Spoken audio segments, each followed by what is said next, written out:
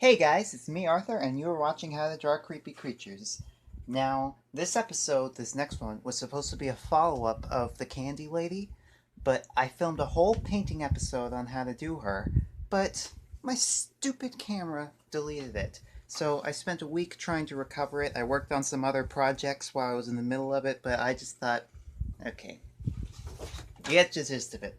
Purple, pinkish, some red here, blah blah blah. You can figure out the rest. I think I fulfilled my purpose as an art teacher by just saying, yeah, you got it. I'm sure you can fudge it. So, my sister actually looked at this and said that this looks like Professor McGonagall, which I actually kind of took as a compliment because Maggie Smith is a very phenomenal actress, and if they ever made a Candy Lady movie, I would totally want her to play her. But now that we're moving on, I got a request from one of my awesome subscribers, Mr. Julian Martinez, to do the Candy Man, kind of like the male counterpart of this a little bit.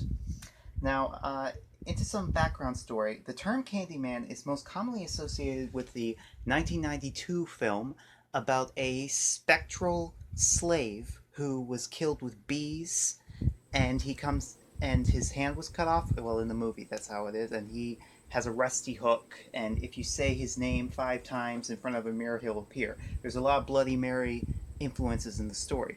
However, the urban legend existed long before the film did, but the character was not usually referred to as the Candyman. He was simply referred to as the Hookman or simply the Hook. Now, the Hookman is a very classic urban legend character, and he is also based on a real person, even though nobody knows who he really is. The earliest known references to the Hookman actually go back to the Texarkana Moonlight Murders from 1946, in which a small town in Texas had a series of people parked at lovers' lanes being brutally murdered. 5 of which didn't survive the attacks. However, there were 3 survivors that were able to tell the police about the details. Now, the thing is that the real murderer used a gun. However, the hook part of the story comes into play because in his silhouette, the image of somebody holding a gun can look a lot like somebody with a bloody hook. Just imagine like somebody's silhouette in a dark night that looks like it.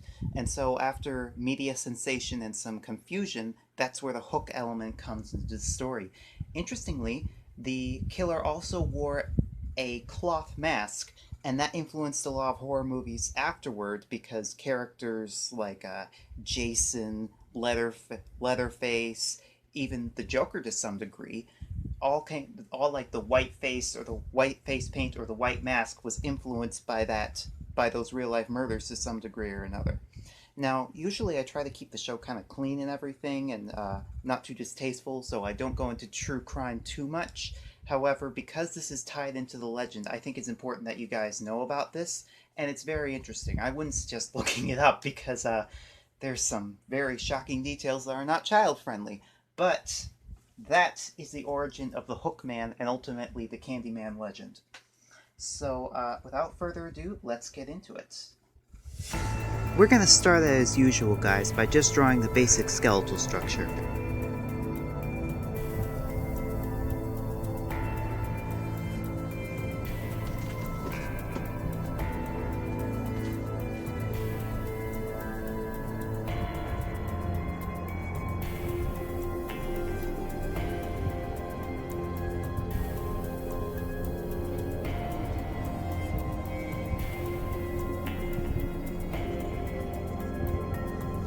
I've decided to make the hook look kind of exaggerated and scary, but if you'd like to go for a smaller, more subtler version, that's also good. Though the Hookman can look very different depending on which version you hear, the trench coat or similar like a fishing coat or something along those lines is a very popular feature. It kind of gives them an air of mystery, so kind of draw the coat however you want. I'm going for like a very sort of traditional sort of fisherman's coat, based on the version that appeared in the film I Know What You Did Last Summer. It's a very good movie. You might want to ask your parents before you watch it if you're younger, but it's a very good Hookman movie. The Hookman is so popular as a character that he's appeared in countless books, movies, and TV shows, making appearances on Supernatural as the more spectral version of the Hookman, which we'll be drawing today, or sometimes even more sanitized comical versions such as the hash-slinging slasher featured on SpongeBob SquarePants. Let's give him a sort of a fisherman's hat, kind of like a scary Gordon's fisherman. It helps cover his face and make him look mysterious.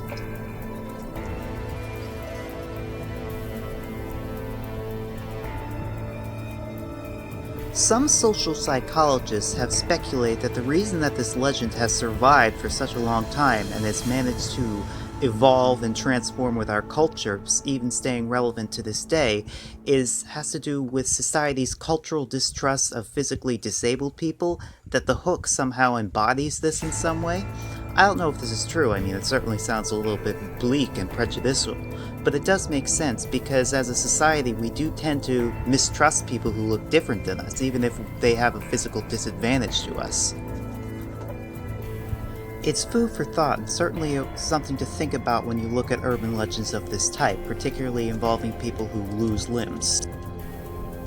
Another significant thing is that in the film adaptation of this legend, The Candyman, they explicitly made the killer an African American, which was not an original part of the story. The killer's race never played a part in the story. But what I think is important here is that it shows that the legend transcends culture, ethnicity, or racial background. The original legend was mostly told among white people. However, in the film, they made the community that the killer was terrorizing a black community. I just like how it shows that legends of this type really do transcend the cultural background, as I said, and they appeal to anyone, regardless of what group they come from.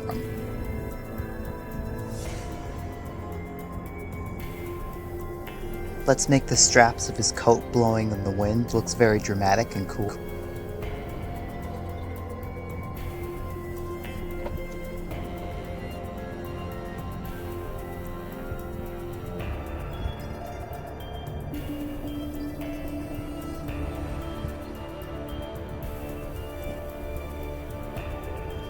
Big, creepy smile.